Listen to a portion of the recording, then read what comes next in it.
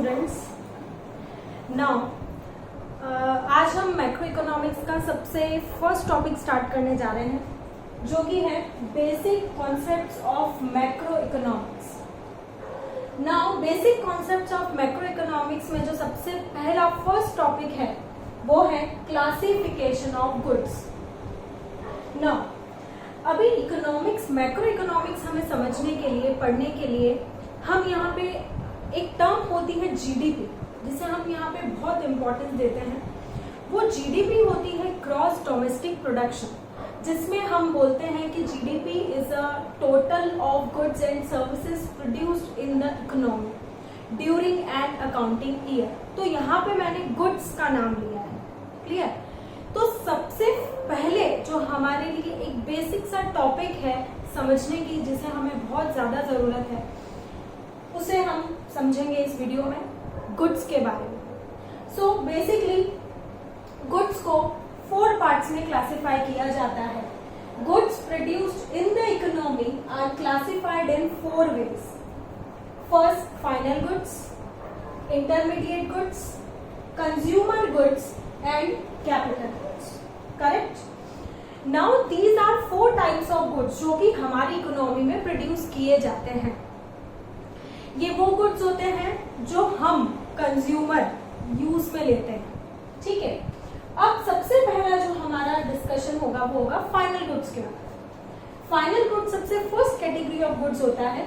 Final goods वो goods होते हैं, सबसे पहले हमें इसमें 2 चीजें ध्यान में रखनी है। देखो, फाइनल गुड्स हम इसके नाम से हम इसको डिराइव कर सकते हैं कि इसका क्या मीनिंग होगा। फाइनल मतलब जो बिल्कुल रेडी, कंप्लीट है, क्लियर। तो गुड्स मतलब ऐसे गुड्स जो बिल्कुल कंप्लीट हो चुके हैं और जिन्हें हम अब यूज कर सकते हैं। तो final goods are those goods which have crossed the boundary line of production. यहाँ जो इंपॉर्टेंट वर्ड है वो है बाउंड्री लाइन। ऐसे गुड्स जिन्होंने अपनी बाउंड्री लाइन ऑफ प्रोडक्शन को क्रॉस कर लिया है, उसे हम क्या बोलेंगे? Final good. सेकेंड कंडीशन, ये गुड रेडी टू यूज होने चाहिए। क्या होने चाहिए? रेडी टू यूज, मतलब जिन्हें यूज करने के लिए आपको उनमें चेंजेस करने की जरूरत नहीं होनी चाहिए, जो है उन्हें आप एज इट इज यूज कर रहे हो, उसे हम बोलते हैं रेडी टू यूज। तो फाइनल गुड्स के लिए 2 कंडीशंस यहाँ पे फुलफिल होनी चाहिए। फर्स्ट, जिन गुड्स ने अपना बाउंड्री लाइन ऑफ प्रोडक्शन को क्रॉस कर लिया है, एंड दूसरा जो गुड्स रेडी टू यूज। अब यहाँ पे रेडी टू यूज जो लिखा है वो लिखा है by their final users. What does it mean? Who are the final users? So there are 2 types of final users, मतलब जो फाइनल गुड्स को यूज करने वाले जो पर्सन है वो 2 टाइप के हैं। There are 2 types of final users, first consumer and second producer. अब कंज्यूमर जो फाइनल गुड्स को यूज करता है या कंज्यूम करता है, सी ये कंज्यूमर है। कंज्यूमर का काम क्या है? कंजम्पशन करना। और कंजम्पशन क्यों किया जाता है? कंजम्पशन किया जाता है अपनी वांट्स को सेटिस्फाई करने के लिए। तो जो कंज्यूमर है वो इन फाइनल गुड्स का यूज क्यों करेगा? To satisfy his want, clear. तो ये परचेज करेगा, purchase the goods for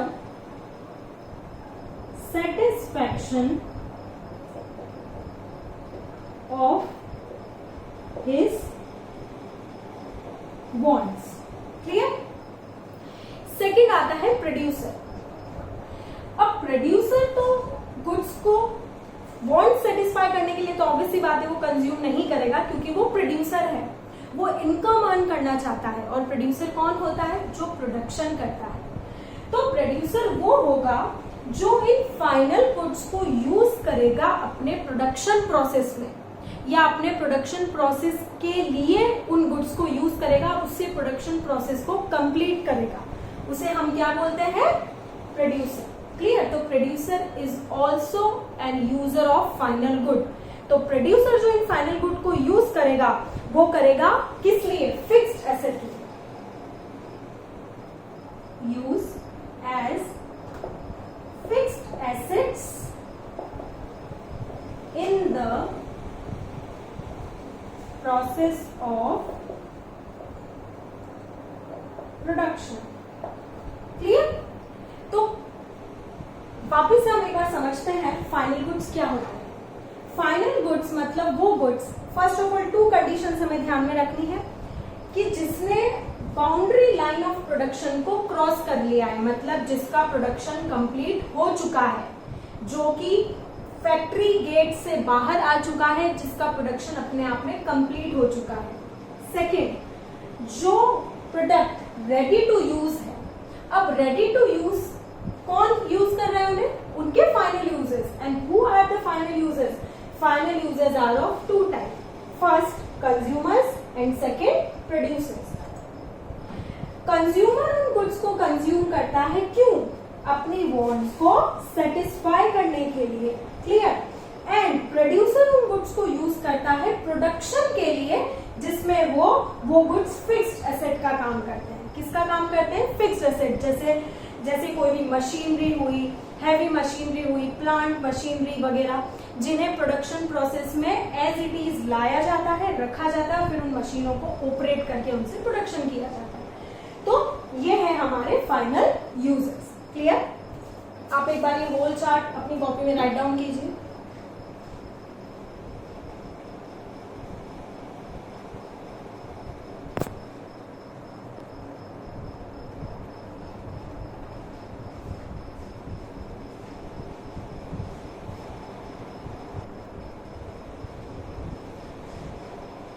now अब फाइनल यूजर्स पढ़ने के बाद अब हम देखेंगे कि जो फाइनल यूजर्स कंज्यूमर होते हैं और जो कंज्यूमर वो गुड्स कंज्यूम करते हैं उन्हें बोलते हैं फाइनल कंज्यूमर गुड्स, मतलब the goods which are consumed by consumer. देखो, जो गुड फाइनल गुड है और उन्हें कंज्यूम कौन कर रहा है? कंज्यूमर। उन्हें यूज कौन कर रहा है? कंज्यूमर। उसे हम बोलेंगे फाइनल कंज्यूमर गुड्स। क्लियर? तो क्या लिखेंगे? Goods consumed by consumer. Consumer are their final user. तो उन्हें हम बोलेंगे final consumer goods. Second, now अब आते हैं फाइनल प्रोड्यूसर गुड्स। तो प्रोड्यूसर हमने देखा था कि किस लिए गुड्स कंज्यूम करता है? प्रोड्यूसर गुड्स को कंज्यूम करता है प्रोडक्शन के लिए, प्रोडक्शन प्रोसेस के लिए वो यूज करता है। क्लियर? तो फाइनल प्रोड्यूसर गुड्स वो होंगे जो प्रोड्यूसर यूज करता है, और ऐसे गुड्स जिसका फाइनल यूजर प्रोड्यूसर है, तो उसे हम क्या बोलेंगे? Final producer goods. Clear? So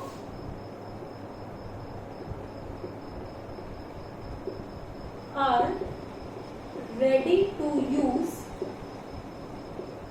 bye their final users, और यहां पे इनका फाइनल यूजर्स कौन होता है? And producers are their final user. Clear? Now एक एग्जाम्पल देख लेते हैं हम दोनों का। जैसे फाइनल कंज्यूमर गुड में हम लिख सकते हैं ब्रेड, बटर। क्लियर? इसी तरह से फाइनल प्रोड्यूसर गुड में हम लिख सकते हैं प्लांट, मशीनरी एक्सेट्रा, जो कि एक फिक्स एसेट की तरह प्रोडक्शन में यूज होती है। ओके? नाउ जो कंज्यूमर फाइनल गुड्स पे जो कंज्यूम करने के लिए जो एक्सपेंडिचर करते हैं उसे हम बोलते हैं फाइनल कंजम्पशन एक्सपेंडिचर। बहुत सिंपल सी टर्म है, आपको बहुत ज्यादा इसमें मतलब कॉम्प्लिकेट होने की जरूरत नहीं है, बहुत इजी है। Final consumer goods, first of all हमने पढ़ा फाइनल गुड, फिर हमने पढ़ा फाइनल गुड के 2 यूजर हैं, कंज्यूमर एंड प्रोड्यूसर। फिर हमने देखा फाइनल कंज्यूमर गुड्स वो होते हैं जिन्हें कंज्यूमर कंज्यूम करता है, वो फाइनल कंज्यूमर गुड। क्लियर? जैसे ब्रेड, बटर, जिन्हें हम डायरेक्टली मार्केट से लाते हैं और उन्हें यूज करते हैं, और किस लिए करते हैं? अपनी वांट को सेटिस्फाई करने के लिए। अब जब उस कंज्यूमर ने मार्केट से वो गुड खरीदा, तो उसने जो उस गुड को खरीदने के लिए जो खर्चा किया उसे हम बोलेंगे एक्सपेंडिचर। ये तो हम सब जानते हैं, इसे हम क्या बोलते हैं? जो खर्च हम करते हैं किसी प्रोडक्ट को खरीदने के लिए उसे हम क्या बोलते हैं? एक्सपेंडिचर। अब जो एक्सपेंडिचर कंज्यूमर कर रहा है और अगेन किस पे कर रहा है? फाइनल गुड्स के ऊपर कर रहा है, तो उसे हम बोलेंगे कंजम्पशन एक्सपेंडिचर। क्या बोलेंगे? Consumption expenditure. क्लियर? एंड जो एक्सपेंडिचर प्रोड्यूसर करता है फाइनल गुड्स के ऊपर उसे हम बोलते हैं इन्वेस्टमेंट एक्सपेंडिचर, बिकॉज वो क्या खरीद रहा है? उससे कोई भी प्लांट, कोई भी मशीनरी, है ना? तो प्लांट और मशीनरी को खरीदने के लिए जो प्रोड्यूसर खर्च करता है पैसा, वो उसका इन्वेस्टमेंट होता है, बिकॉज वो प्लांट एंड मशीनरी उसे फर्दर इनकम जनरेट करके देने वाला है, उससे उस खर्चे से उसको इनकम अर्न होने वाली है, इसलिए हम उसे क्या बोलते हैं? Investment expenditure. क्लियर? तो फाइनल गुड्स पे 2 टाइप के एक्सपेंडिचर हो गए। जो कंज्यूमर करता है उसे बोलते हैं कंजम्पशन एक्सपेंडिचर, जो प्रोड्यूसर करता है उसे हम बोलते हैं इन्वेस्टमेंट एक्सपेंडिचर। क्लियर? नाउ तो हम यहां लिखेंगे expenditure on consumer goods by their final users is called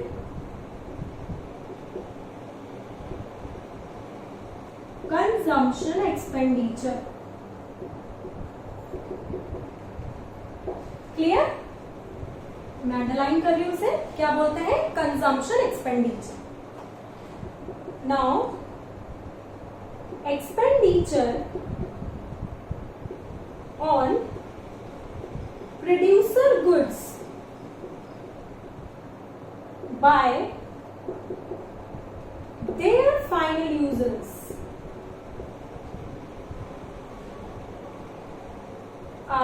is called investment expenditure.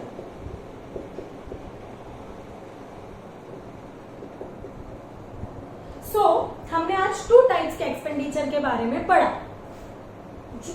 दोनों टाइप का एक्सपेंडिचर किस पे होता है? फाइनल गुड्स पे।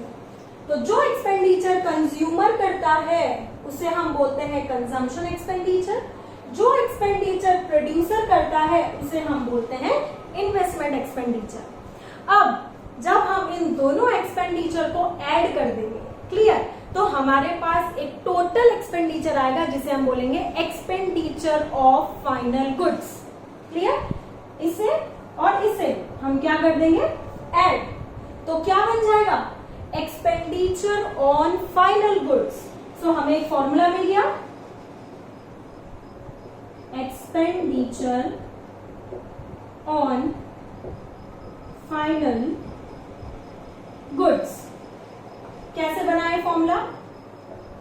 Consumption expenditure plus investment expenditure.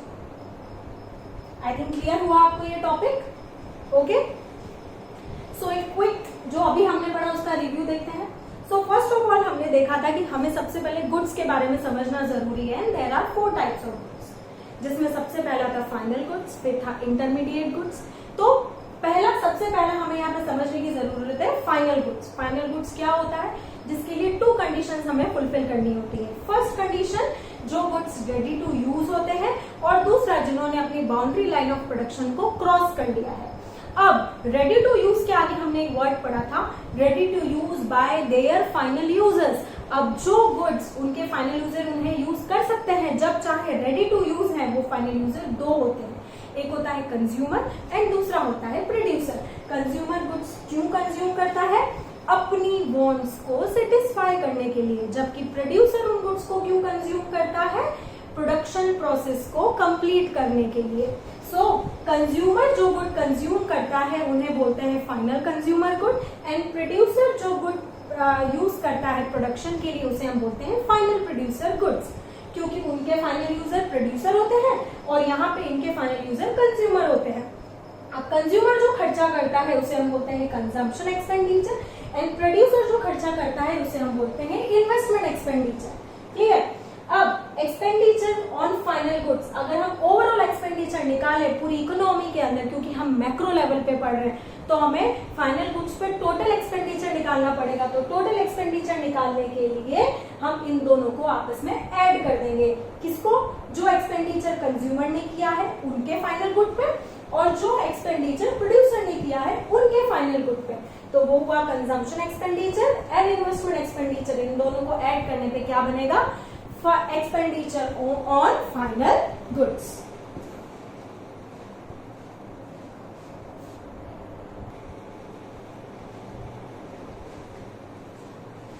Now जो सेकेंड टाइप ऑफ गुड आता है वो कहलाता है इंटरमीडिएट गुड, जिसके लिए मैंने ब्रैकेट में लिखा है IMG। इसे हम ING भी बोल सकते हैं। ING means intermediate good. Intermediate good के लिए 3 कंडीशंस यहाँ पे इंपॉर्टेंट है समझना। 3 कंडीशंस होती है। First, which have yet not crossed the boundary line of production, means जिन गुड्स ने अभी तक बाउंड्री लाइन ऑफ प्रोडक्शन को क्रॉस नहीं किया है, मतलब वो पूरी तरह कंप्लीटली बने ही नहीं है, वो अभी बीच में आधे अधूरे बने हुए हैं, इसलिए हम उनके लिए क्या बोलते हैं? Which have yet not crossed the boundary line of production. Next, value is still to be added to these goods. इन गुड्स में वैल्यू ऐड होना बाकी है। मतलब जैसे फॉर एग्जाम्पल मैं आपको देती हूँ, ये एक मार्कर है। ये मार्कर बना है किससे? प्लास्टिक से। मैं एक मार्कर मैन्युफैक्चरर हूँ, मैंने प्लास्टिक खरीदा और उस प्लास्टिक को खरीद के मैंने उससे मार्कर मैन्युफैक्चर किया। तो उस प्लास्टिक में क्या हुआ? Value addition. तो जो वो प्लास्टिक मैं लेकर आई हूँ, मैं खरीद कर लाई हूँ उस प्लास्टिक सप्लायर से, वो प्लास्टिक मेरे लिए क्या कहलाएगा? इंटरमीडिएट गुड, क्योंकि मैं उसको आगे क्या करने वाली हूँ? उसमें वैल्यू एडिशन करने वाली हूँ। तो जिन गुड्स में वैल्यू, अब वैल्यू एडिशन जरूरी नहीं है कि आप रॉ मटेरियल को लाके ही वैल्यू एडिशन करो। एक होलसेलर जो होता है, क्लियर, मार्केट में वो गुड्स अगर किसी रिटेलर को देता है, रिटेलर वापस उसको कंज्यूमर को देता है, तो वो भी वैल्यू एडिशन करता है। मान लो मैं एक शॉपकीपर हूँ, ठीक है, मेरी स्टेशनरी की शॉप है जिसमें मैं होलसेलर से मार्कर लाती हूँ और कंज्यूमर्स को सेल करती हूँ। तो जो मार्कर मैं होलसेलर से 20 रुपीज में लाती हूँ वो मैं कंज्यूमर्स को 25 रुपीज में बेचती हूँ, तो वहां पे भी वैल्यू एडिशन हुआ। तो वैल्यू एडिशन होना जरूरी है, प्रोडक्शन होना जरूरी नहीं है। आप तो कहने का मतलब बिना कुछ करे या बिना कोई भी प्रोडक्शन एक्टिविटी करे भी अगर आप वैल्यू एडिशन करते हो तो वो भी इंटरमीडिएट गुड्स में ही आता है। जैसे मैंने आपको एक रिटेलर का बहुत अच्छा एग्जांपल दिया, क्लियर, दोनों एग्जांपल दिए, मैन्युफैक्चरर का भी दिया और रिटेलर का भी दिया। Third, which are not ready to use by their final users, obviously जिसने बाउंड्री लाइन ऑफ प्रोडक्शन को क्रॉस नहीं किया है वो रेडी टू यूज कैसे होगा? वो रेडी टू यूज हो ही नहीं सकता, क्लियर। तो इंटरमीडिएट गुड्स के लिए 3 कंडीशंस यहाँ पे फुलफिल होनी जरूरी है। फर्स्ट, जिन गुड्स ने बाउंड्री लाइन ऑफ प्रोडक्शन को क्रॉस नहीं किया, जिन गुड्स में वैल्यू एडिशन होना अभी भी बाकी है, और जो गुड्स अभी रेडी टू यूज नहीं है। अगर हम इसे एक सिंप्लीफाइड लैंग्वेज में पढ़ें तो ऐसे गुड्स जो एक फर्म दूसरे फर्म से खरीदती है, goods which are purchased by one firm from the other firm, उसे हम क्या बोलते हैं? Intermediate good, clear. Goods are purchased by one firm from the other firm. एक फर्म दूसरी फर्म को कुछ भी बेचती है, जब दूसरी फर्म उसे खरीदती है तो उसे हम बोलते हैं इंटरमीडिएट गुड। अब जो फर्म उस दूसरी फर्म से कुछ भी परचेज करती है वो इसको 2 तरीके से परचेज कर सकती है, 2 फॉर्म्स में। या तो एज अ रॉ मटेरियल, जिसमें मैं एक प्लास्टिक मैन्युफैक्चरर थी और मैंने प्लास्टिक खरीदा था एक प्लास्टिक सप्लायर से और उससे मैंने मार्कर बनाया, तो वो प्लास्टिक मेरे लिए क्या हुआ, इंटरमीडिएट गुड, बट वो प्लास्टिक वहां पे मेरे लिए क्या था, as a raw material. Clear, मैंने आपके ब्रैकेट में एग्जांपल लिख दिया है।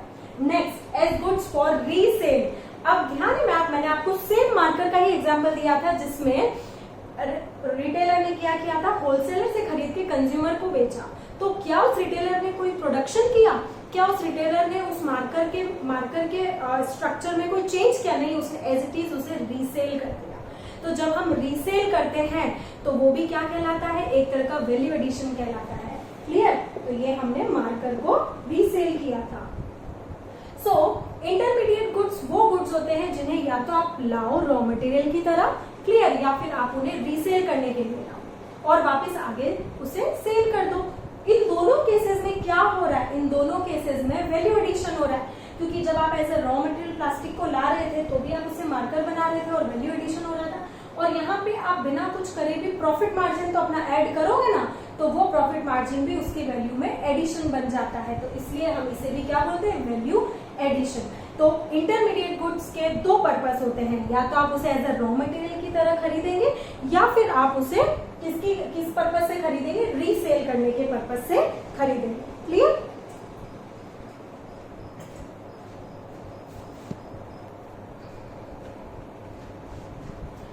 नाउ इंटरमीडिएट गुड से रिलेटेड यहाँ पे एक बहुत इंपॉर्टेंट बात हमें ध्यान रखने की है।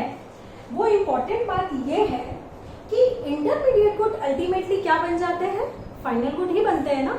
अब जैसे रॉ मटेरियल का यूज करके मैंने मार्कर बनाया, क्लियर, तो वो ये रॉ मटेरियल प्रोड्यूसर ने यूज किया था, वो मार्कर बना, फिर यहाँ पे इसने रीसेल किया, कंज्यूमर ने खरीदा, तो वो फाइनल गुड बन गया। तो दोनों केसेस में जो इंटरमीडिएट गुड होता है अल्टीमेटली वो रीसेल होके या प्रोड्यूस होके वो क्या बन जाता है, फाइनल गुड बन जाता है।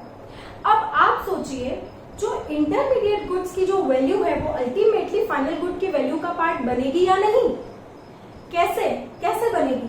फॉर एग्जाम्पल आप सोचिए, मैंने अगर कोई रॉ मटेरियल खरीदा है एक मार्कर को बनाने के लिए 10 रुपीज, क्लियर, मैंने उस 10 रुपीज के प्लास्टिक से मैंने एक मार्कर मैन्युफैक्चर किया।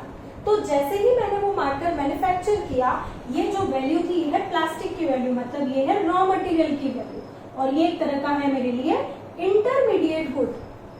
तो इसका यूज करके मैंने मार्कर बनाया जो कि है फाइनल गुड, और जो कंप्लीट मार्कर बना वो बना 30 रुपीज का। क्लियर, तो ये क्या है, फाइनल गुड। अब इस 30 रुपीज में ये 10 रुपीज ऑलरेडी इंक्लूडेड है कि नहीं, yes.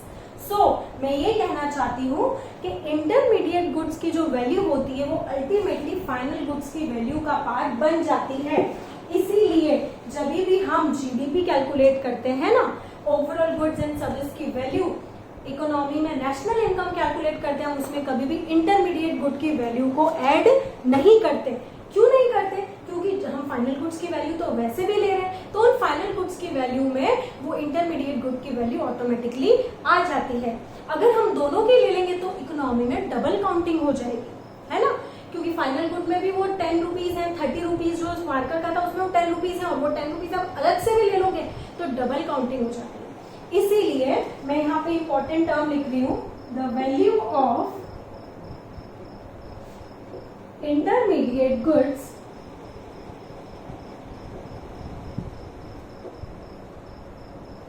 ultimately becomes the part of value of final goods. So while calculating national income, we consider only value of final goods to avoid double counting. To avoid double counting. Clear? तो double counting को avoid करने के लिए हम किसकी value लेते हैं ultimately? Final goods की value. The value of intermediate goods ultimately becomes the part of the value of final while calculating national income we consider only value of final good, clear, not intermediate good। और ऐसा क्यों करते हैं हम? ताकि हम double counting को क्या कर सकें, अवॉइड कर सकें। अब नेक्स्ट चीज जो इंपॉर्टेंट है यहाँ पे समझने के लिए, अब जो प्रोड्यूसर है जो वो इंटरमीडिएट गुड को परचेज कर रहा है, तो जिन इंटरमीडिएट गुड्स को वो परचेज करता है उस एक्सपेंडिचर को, वो भी एक खर्चा कर रहा है, तो उसे हम बोलते हैं इंटरमीडिएट कंजम्पशन एक्सपेंडिचर। क्या बोलते हैं? Intermediate consumption expenditure. मतलब ऐसा एक्सपेंडिचर जो इंटरमीडिएट गुड्स पे किया जाता है उसे हम बोलते हैं इंटरमीडिएट कंजम्पशन एक्सपेंडिचर, उसे शॉर्ट में हम बोल सकते हैं IMC। क्लियर?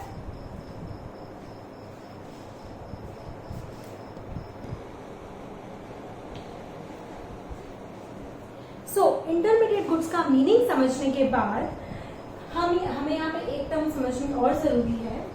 इंटरमीडिएट गुड्स पे जो एक्सपेंडिचर किया जाता है, अब मैं आपको यहाँ पे क्लियर कर दूं, इंटरमीडिएट गुड्स जो होते हैं उस पे जो एक्सपेंडिचर किया जा रहा है, यहाँ पे कौन कर रहा है एक्सपेंडिचर? प्रोड्यूसर। क्लियर?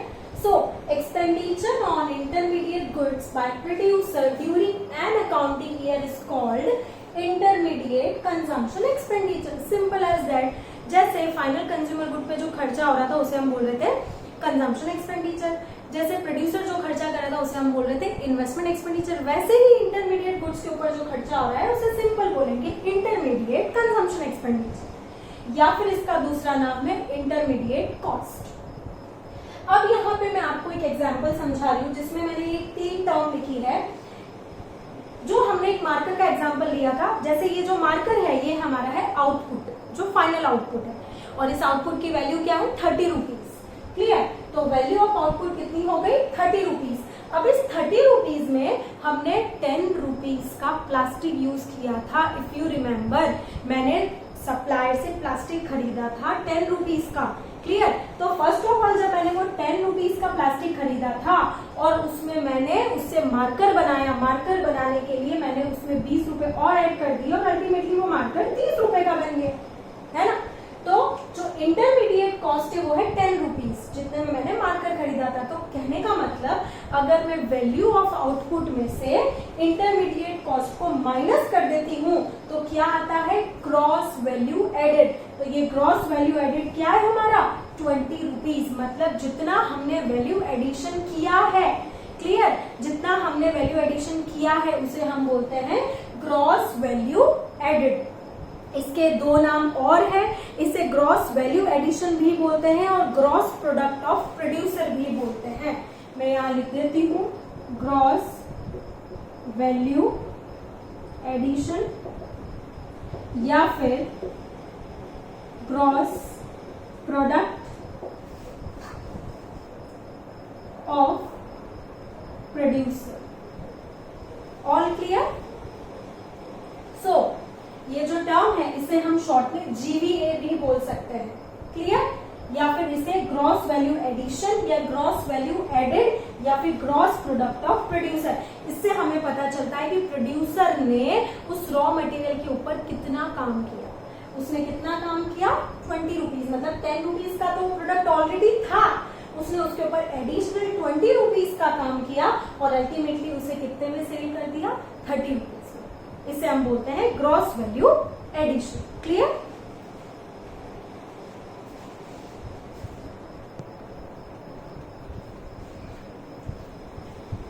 नाउ अब हम दोनों तरह के गुड्स को बहुत अच्छे से समझ चुके हैं, intermediate goods and final goods.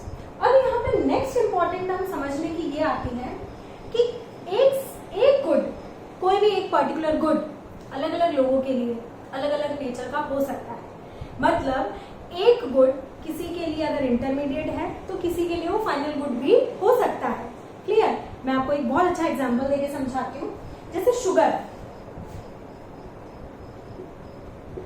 अगर कोई भी शुगर कोई एक ऐसा प्रोडक्ट है जिसे हम घर में भी यूज करते हैं और जिसे एक प्रोड्यूसर भी यूज करता है। अब आप सोचो कि प्रोड्यूसर कैसे यूज करता है। उसके लिए सबसे पहले हम पढ़ते हैं कि हम घर में कैसे शुगर को, जैसे हम घर में कोई भी शुगर यूज करते हैं मिल्क में डालने के लिए, टी में यूज करने के लिए, किसी भी स्वीट में यूज करने के लिए। तो जब वो शुगर कौन यूज करता है? By households. क्लियर? जब शुगर हाउस होल्ड यूज करते हैं तो उसे हम क्या बोलते हैं? Final goods. क्यों? क्योंकि शुगर क्या है, एक तो जब हम शुगर खरीद के लाते हैं तो वो हमारे लिए रेडी टू यूज होती है, और हमारे अकॉर्डिंग उसने बाउंड्री लाइन ऑफ प्रोडक्शन को क्रॉस कर दिया है, तो हम उसे इजीली घर में यूज कर रहे हैं, है ना? अब शुगर कैन तो हम लेकर नहीं आते, क्लियर? हम शुगर लेकर आते हैं। नेक्स्ट, यही शुगर अगर कोई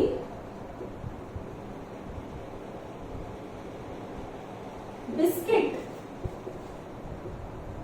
मैन्युफैक्चरर यूज करता है तो उसे क्या बोलेंगे? Intermediate good. तो देखो, यहां पे भी शुगर, यहां पे भी शुगर, बट यहाँ पे शुगर को यूज कौन कर रहा है? हाउस होल्ड, इसलिए वो क्या है? Final good. यहाँ पे शुगर को कौन यूज कर रहा है? अब बिस्किट मैन्युफैक्चरर, बिस्किट में डालने के लिए, तो उसके लिए वो क्या हो गई? Intermediate good. So we can say that the same good may be final और intermediate for different persons. Clear? So ये एक बहुत इंपॉर्टेंट टर्म थी, आप इसे राइट डाउन करिए अपनी कॉपी में।